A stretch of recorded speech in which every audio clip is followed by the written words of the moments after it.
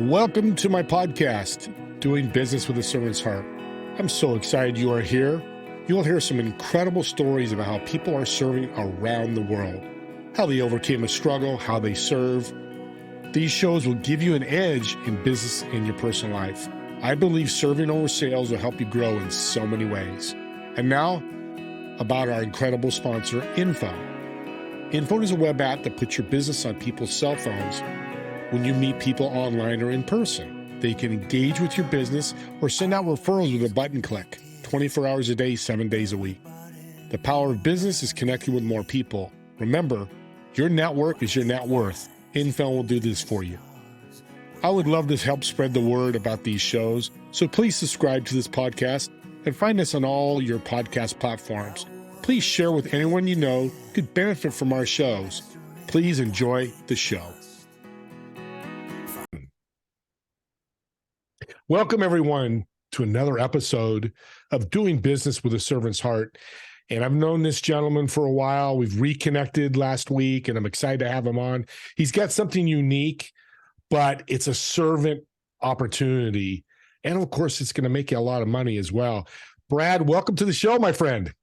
Well, thank you very much for having me, Steve. So as we've seen your background, and people on the podcast can't see it, but it's land banking. Let's start in the beginning. Why land banking? Why did you jump in this?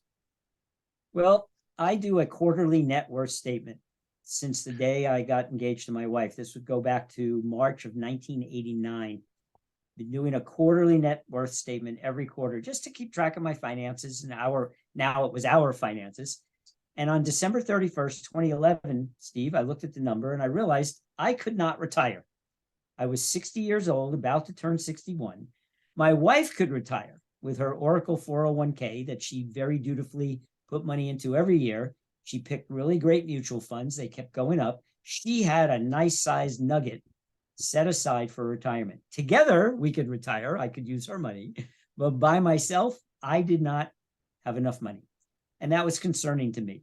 Plus, I also felt like, wow, I'm getting beat by my wife here. I got to get going, pull my weight. So the next month, January, I had my land banking friend, her name is Marcella Silva. She came over to the house with her little laptop, sat at the kitchen table, just like a real estate person, a realtor would do if they were coming to list your house. My wife was there with me. We watched the 1.5-hour presentation, and my wife gets up and says, "No, thanks. Sounds like land speculation. I don't get it." And long hold period. And she walked out of the room. And I turned to Marcella and I said, "Sorry about that, but I've got enough. I want a piece of land. Please find me one." And it took 2 months, but in March of 2012, I closed on my first property, got one in 2013, got a third one in 2014. Finally, in 2015, my wife comes with me to hear Marcella speak at a hotel. You know how they rent a room and all of the investors bring their guests. Well, she was my guest. And the whole way in the car, she goes, "Now, I'm not going to buy. I'm not going to buy. I just want to learn some more. For some reason, maybe I missed something. You've been doing this for 3 years. You've made referral fees. They're called finder's fees." She says, "You made about $25,000 in 2 years just referring business. Maybe I missed something, but I'm not going to buy." Well, guess what? We get to the hotel. We listen to the 2-hour presentation, and she buys 2 properties right there in the hotel. And the whole way home in the car, I'm going, "I thought you weren't going to buy. What happened to I'm not going to buy?" And, she shut up. I get it now.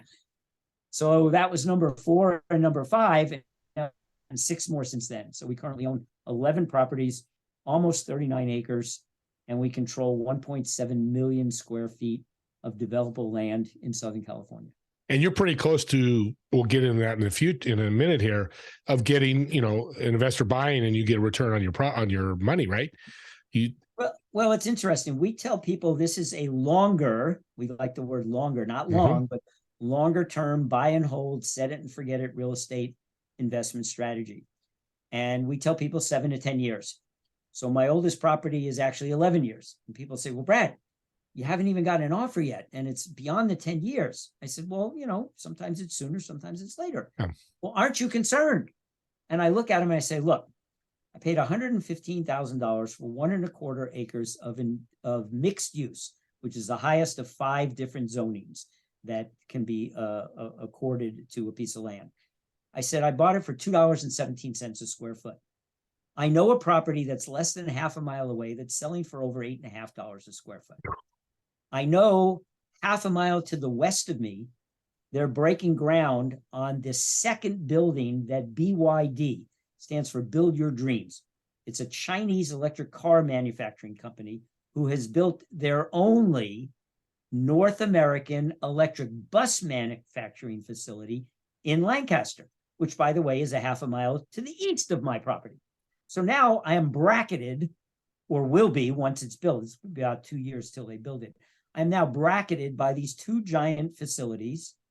They're bringing in 1,000 more workers to work in the second plant. So development is happening all around me. And oh, by the way, did I forget to mention, Steve? The city government of Lancaster rezoned my land. I didn't ask them to do this, but they turned it from MU4, mixed use 4, to MU5, mixed use 5, which means instead of a 4-story hotel, they can now build, guess what? A 5-story hotel. They just literally handed me a vertical 1.25 acres more of land. That just increased my selling price by 1x, minimally 1x. So am I worried? No, I don't care. You actually just grew It got with the extra year. Yeah. So for the numbers you just put out there, I don't want people to understand this. It looked like around you 4 times your money if once an offer comes in, and it could go higher possibly. Oh, to be honest with you, I expect that property to be a 10-bagger. That's what we call it, 10x return. I know people nearby me that have already been offered $1 million for the same size piece of property. So I just have to wait. If it takes another 9 years and I waited 20 years to go from 115,000 to over $1 million, okay. So it took 20 years instead of 10. I really don't care. We call it set it and forget it, generational and legacy wealth building. Yeah. If I can't use the money, my daughter will be very, very happy and she'll get it all. She doesn't know. I mean, she knows she's going to get it. She doesn't know what the selling price is going to be. Sure. Because it hasn't sold. You just wait. You just have to be very patient in this game and just wait. So let's talk land banking to going out and buying homes. What's the difference and why land banking? Well, okay. Land banking, our minimum investment is $25,000 to $2 million. That's the range that we can handle. So first of all, getting in is that's a lot less than even the down payment on a current home in California. Second of all, you don't have to deal with tenants, toilets, termites, fixing roofs, leaking things, nothing. It's dirt. It doesn't do anything. It just sits there. Doesn't require your attention. Oh, excuse me. Once a year, you have to pay your property tax. Well, let's see. On undeveloped raw land, property tax is, I won't say negligible, but it's very low. One of my bills was $93 a year. And because of Prop 13 in California, that can only go up 2% per year. So what's that? Another $4.50? $4.50, I think, if I did the math correctly. $93 for your property tax. I'm sorry, say again? $93. I'm just wrapping this around because I have property I own. I just spent $2,600 and probably is low, but I just spent $2,600 on property tax. You spent $93. Yeah, a couple of my properties were 100, 200. My wife's got one that I think is 400, but it's negligible when you look at the possibility of the return in the 3 to 7x realm, 3 to 7 times your investment. Yeah. It's negligible. Over 10 years, it's nothing. Yeah. I pay $100,000 for the property, even if I pay another $500 a year for 10 years, 5,000. So instead of 100,000, I paid 105,000. Yeah. Now I'm going to triple, quadruple, quintuple that. I'm okay with those kinds of returns. Yeah, absolutely. So versus and a house, for a house to go up 3 times in value, it's got to be there a really long time in an area where there's consistent ongoing appreciation, where you can't have a 2008, 2009, where prices drop 30, 40, 50% in some. Yeah. And we're at the time, March of 2023, with the banking situation. You put your money in your bank. I'm selling you for you because I love you, Brad. I'm just thinking, oh my God, I got my money in a bank. There's that potential catastrophic situation. What is your ideal person you're looking for to buy some of this land? Great question. I basically narrowed it down to 3 criteria, Steve. They have to be nice, they have to be patient, and they have to have 25,000 in liquid available money, $25,000 in liquid available money to invest. That's pretty much it. If they're not nice, I won't do business with them. Yeah. I'm 72. I don't want to deal with jerks and a-holes. And so if they're not a nice person, bye. I'm not selling you any of the land. I don't care how much money you got. I'll turn you down if you have $1 million. Right. I'm just not going to work with you if you're not nice. They got to be patient. I had one of my clients call me 1 year in. He calls me, Brad, how's my land doing? I said, I'll just call him Rick. I said, Rick, do you get on the free Tuesday night webinars that the COO does to update us on what's happening where we invest? No, I don't listen to those. Well, you better, because he just talked about something that was going on right near your property and you would learn more about it. Well, but how's it doing? I said, Steve, it rained last night. Get very little rain in the Antelope Valley, but it rained last night. Your land is wet and tomorrow it'll be dry. That's how your land's doing. It's freaking dirt. Rick, leave me alone. Don't call me again. 2 years later, he sends me a photo. It's a selfie with him and his wife. And in the background, I see this giant solar farm, just rows and rows and rows of solar panels. And I call him up. I said, Rick, what's that?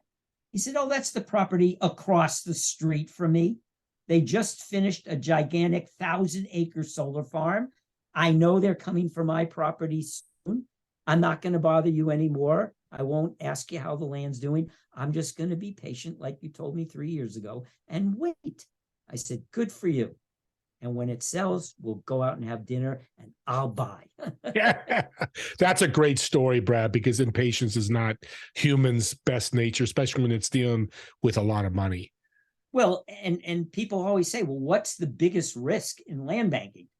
It's you, the investor, getting impatient and wanting to unload your land before it's reached its maximum selling value. That's the biggest risk. An earthquake could come and swallow it up, but there's not any earthquakes in that particular area. Right. And that could happen anywhere in California. Exactly. That's you can't control that. Only the man upstairs. Other than that, it's dirt. It just sits there. I'm loving this. I hope the listeners, I hope you guys are getting this. This is, if you got money like this, this is incredible because it sounds really safe. So I got 25K. I get a hold of you. I'm a nice guy. I fit all the criteria.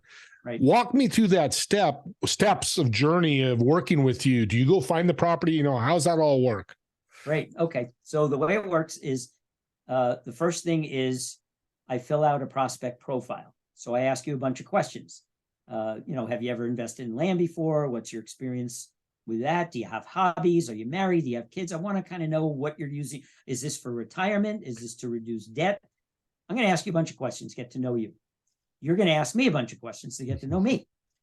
Then the next thing is you must see my business partner Marcella's 1-hour presentation before I can take your money. It is a rule of our company. You must get educated first. And so we hooked them up with Marcella. They watch one of her presentations. She does them periodically. And it's about an hour.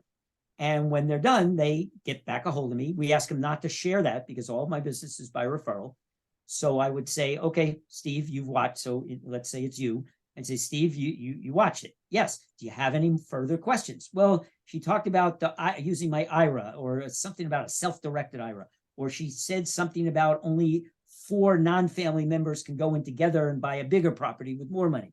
So you ask me whatever other questions you want. We chat some more.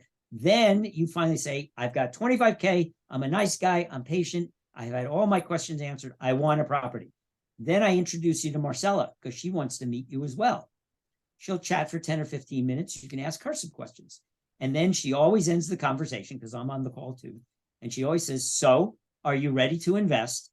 And you say, yes, I am. And she said, what's your price range? 25 to 30. Okay, great. Now we go get the property. And there's a couple of ways that we do that. If Valor already owns a property with a price tag of that amount, 28, 29, 27, we yank it out of inventory. It's yours. Marcella does something called a property profile. It's about 30 minutes long. It takes her about 3 hours to put it together, but it's 30 minutes. It has the plat map, the location, Google Earth to show you what's going in around it. She talks about trends. She sends you this 30-minute recording so you can see what your land actually looks like and where it is. You watch it. You get back a hold of me and say, yes, I'm ready to invest. That's the one. So that's one way. If for some reason we don't have anything in that price category, and this actually happened to one of my investors recently, 3 weeks, we still couldn't find them a $30,000 property. They were in the 25 to 30 range. We finally had one for 45, and I called them back. I said, look, Marcella just got a property for 45,000. It's solar, but it's outside your range, but you're first in line. Would you be interested? They talked to the mom and dad. They were going in with the mom and dad of the wife, and they called me back and said, yeah, absolutely, we want it. So I sold them that one. So sometimes we have to go find a property in that price range. And you may not be first in line. They were actually third in line for 25,000 because that's our least expensive. And that's where we get most of our investors want to dip their toe and just check it out. So either we've got the property and you're first in line, you get it, or you're put in the line, maybe you're first, second, third, who knows? Yeah. And we try to find one. We tell it's called the research and acquisition department. We just tell them, we have a client, 25 to 30, please focus your attention on that and get one as quickly as possible. Like I said, it could be 2 or 3 days and it could be 2 or 3 weeks. Yeah. Yeah. I love it. It sounds really simple. I mean, to me, it sounds simple, and I'm a simple guy. So that's good. Because when there were brothers from another mother. And that's good because when it comes to money, if it's too complex, you're going to have people go out the door. Yep. So the property, what was I going to ask? It was a great question. We'll ask this question. Okay. With land banking, can people own multiple properties? Are you limited by how many properties you can buy? And is there a limit that you have totality of properties that people can buy? Wow, a bunch of different questions. Yeah, I know. Let me see if I can unpack this. So you can buy as many as you want. However, at some point, Valor steps in, the CEO. This actually happened when one of my customers bought their 9th and 10th properties. And the COO got a hold of Marcella and said, we need to slow them down a little bit. We need to make absolutely sure that they've got the finances. Well, it turned out they had 37 rental properties, and they started to sell a bunch of those in 1031 exchange them. So they were totally fine. They understood the risk. They were not over leveraging into land. And the COO said, okay, fine, we'll sell them number 9 and number 10. So occasionally we do put the brakes on. Yeah. But my wife and I have 11. I know some people that have 13. I know some people that have 30, 40 properties, and they've been buying, 1 or 2 a year consistently for 10, 15 years. And then they sell a few and then they buy more. So there's no limit. And then how expensive the properties are. Like I said, the range is 25,000 to 2 million. So anybody in that range, we can find them something. Right. But every person is treated individually. I actually had one couple. They were all set to buy. They told me they'd watched the program. They had no more questions. They were ready to go. And part of the intake, I said, by the way, how old are you? Oh, I'm 74. My wife is 72. I said, let me be perfectly clear. You do understand that I said 7 to 10 years. Yeah, we're aware of that. That's fine. So, okay, we write up the contract. This was Friday. Send it to him. Saturday morning, guess what? I get the phone call. Hi, Brad. I'm so sorry. We thought about it. We really looked at it. We'll be 84 maybe at the if it goes all the way to 10. We might not even be able to use the money at that point. We'd like our money back. I said, okay. And I was actually somewhat relieved because I didn't think it was appropriate for them. And I kind of said that a couple of times, but they, no, we're fine. Yeah. So we dig in, we make sure that you are absolutely clear how much you're putting in. Do you have enough to pay the property tax? Even though it may only be 100 or 200 or 300 a year, still gonna have money. You have 2,000-3,000 set aside that you can put into this. And especially if it's in a self-directed IRA, the IRA has to pay the taxes. Yeah. So you got to have the money in there. Right. So we ask all that. We're very careful. And then you own the property. you can go in with up to 4 non-family members and up to 8 family members to buy, because people always say, is this a syndication? Is this pooling money? Only if you want to. Yeah. The one that, in fact, I'm closing today on the 45,000 that I mentioned, it actually closed today. I just got the notice about 2 hours ago. So I'm a very happy camper right now. Yes. And that was a husband and wife and the mom and dad of the wife. And they went in 2/3, 1/3. And they bought this property together because they needed to have mom and dad in order to, because originally they were 30 and they were going to just buy it themselves. So they got mom and dad involved. Right. Who they had actually seen the presentation as well. So we were okay to do that. I love what you said about that, the couples in their 70s, because you knew it, and if they would have said, hey, this is legacy for our grandkids, and you'd be going, and that's what I'm loving about what you're doing here. Because again, money is not easy. I've talked to bankers, CEOs, well, $100 million, $100 million, there's a lot more stress. 25,000 to 2 million is a lot of money for people. I love how you educate and work with people. That's powerful to me. And that's very fair. Thank you. Why do you do that? I mean, it takes you more time, but. Well, first of all, 25,000, even though it's, for people that invest, that's a fairly small amount for most investors. But for the kind of clients that we look for, average investors who don't have big portfolios and don't have millions in the bank for retirement, it's still a nice chunk of change. So we want to be very careful.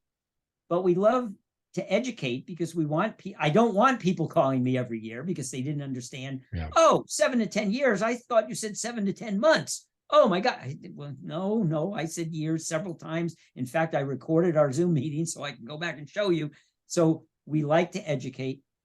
And it doesn't really, it's funny when you offer free services to people, they don't really take advantage of them as much as we'd like them to. We have the free Tuesday night webinars.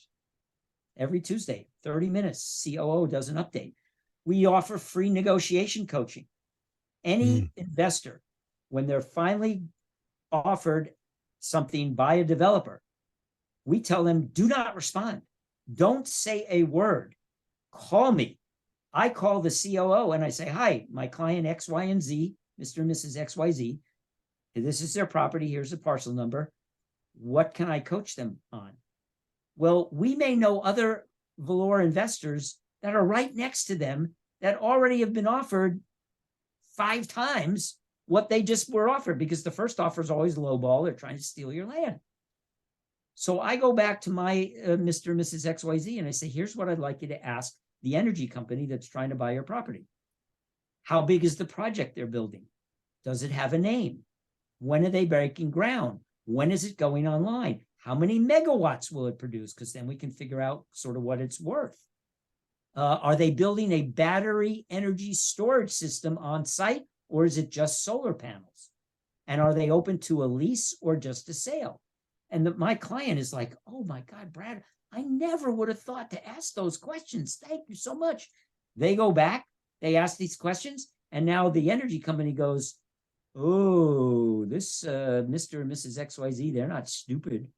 We offered them 20,000. We're going to have to do a little better. So maybe they jumped to 50. Let's say they bought it for 35 and the first offer was 20. It's like, oh, give me a break. Yeah. Now they're at 50. So they're not even double. So they come back to me and says, well, Brad, they jumped from 20 to 50. We paid 35. That's not 3X. I said, no, it's not. Here are some more questions. They go back again. And this could go on for a year. But when they finally, let's say 35 times 4, 140,000. Now they're at 4X. They're in the zone. And they ask me, Brad, should we sell? I cannot directly say yes or no, Steve, because then I'm giving financial advice. Yeah. I'll lose my real estate license. And my company gets sued, maybe. So we give them code. Mr. and Mrs. XYZ, 140,000. That's a very fair price. Or Mr. and Mrs. XYZ, based on current market conditions, that is a very fair offer. Now, I haven't said yes. I haven't said no, but I sure as hell have given them a clue that that's a good. Now, they could nibble and try to get 145 or 148. It's their land. They can do whatever they want. Yeah. They might also jeopardize the sale. Yeah. So be very happy. You made 4X. It took you 3 or 4 years because it was solar, which tends to turn over faster. And so we do that. People say, why do you do that for free? Doesn't that take a lot of time? Yeah, but A, we have a very happy client. And B, we hope they'll reinvest with us, like a 1031 exchange maybe, and defer their taxes and buy a bigger property from us. I'll get another commission. Right. They'll have a bigger property. They have paid no taxes. Yeah. I mean, And yeah. they're going to tell their friends. Hello, referrals. Oh, did I mention I pay referral fees to people that send me business? That couple I mentioned that bought 10 properties, they just became a finder. They just went through finder's training. They were on a trip. They were sitting with an older couple having dinner. They started talking about investments and they said, oh, have you ever heard of land banking? And the couple went, no, what's that? Well, they're going to refer that couple to me when they get back to the US. Nice. And get 2% if they buy. Oh, I love that you do that. To me, that's serving. You give them the free tool. You take it all away. Of course, there's business reasons for it. Absolutely. But it doesn't mean they have to reinvest with you, but there's referrals are the other thing. But the bottom line is your customers are taken care of. Well, and by us taking care of them, guess what? We've now learned about a project that we didn't know about. It's 1,000 acres. It's got a name, Rabbit Brush. It's PG&E or Southern California Edison. There's a battery energy storage system being built. It's going to produce 570 megawatts. This is information we can't get anywhere else. And we got it legally from our client who got it legally from the energy company. We're going to start buying up land in that area, any piece that we can find, and sell it to our investors saying, hey, we know this project's coming inside this boundary because we've got the map. PG&E sent us the map, showed us the boundary. Hello. Yeah. How do you get that information? It's free insider legal information that our clients give to us. So it's a two-way street. Yeah. Not totally altruistic here. I mean, there is no, of course. there is a business reason. We got business, but again, I love all that. It's just the right way of doing it. Exactly. We're out of time here, but I want to know, what's your favorite? You've got a book you've read that's really got you where you are today? Because you sound successful. I know you are. Anything you've read that can help the audience? There's a lot that I read, but one in particular, I used to be a business coach for about 40 years. And 6 of those years, I worked for Keller Williams Real Estate Company. I was one of their MAPS coaches. And I'm a big fan of Gary Keller and all that he's written. His last book with Jay Papasan was called The One Thing. And it was all about time blocking and staying focused and staying on purpose. The very first page, you open the book and there's a Russian proverb.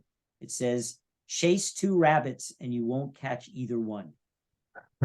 and that book, in fact, I loved it so much. I went and got certified to be a One Thing trainer.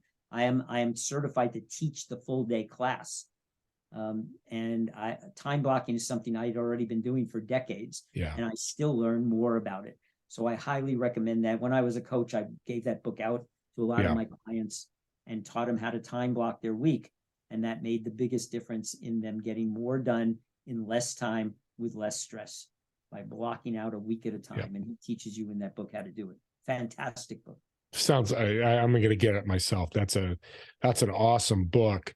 Do a shout out. How can my audience reach out to you, ask you questions? Yeah, easiest, fastest, best way is email.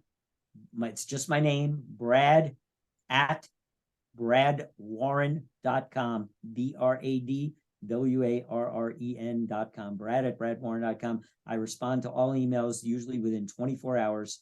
And then we figure out, first thing, you're probably going to want to watch the video or go to one of Marcella, not the video, but go to one of Marcella's presentations and learn more. And then if you're still interested, then we'll meet. Well, you guys, listeners, you realize why I have this guy on. I'm glad he's on. I want to thank you. I want you to blow up his inbox because it may not be for you, but we all know somebody's got some money they don't want to put in the bank. They don't want to buy more property and have those, because I'm a landlord and can be a pain. And you know what? Buy some land, enjoy your life, and get a free dinner from Brad after you sell your property. I put it out there, Brad. I'll cover some of those costs if they come for my show. Thank you. Yeah, in fact, I'll be taking out this couple They closed today. We'll be taking them out for dinner very soon. That's awesome. I love what you're doing. Thanks again, Brad, for being on. My pleasure. I'd love for you to leave the audience one tip. You know, that book was a great tip, but what's another thing that you can leave with them to help them on their journey? Well, I've taken lots of classes and lots of trainings from some of the biggest names, Tony Robbins and Brian Tracy and all those guys. But Harv Eker, T. Harv Eker, the guy that wrote Secrets of the Millionaire Mind, in one of his classes, I heard something that really stuck out for me. Ordinary things consistently done produce extraordinary results. And I find that consistency, make one phone call a day, do one push-up a day, but be consistent about it. And pretty soon you're doing 2 phone calls a day and 2 push-ups a day. And then you're at 5, and then you're at 10. Right now I do 100 push-ups a day, every day. And the result is I'm in pretty damn good shape for a 72-year-old hippie from the 60s.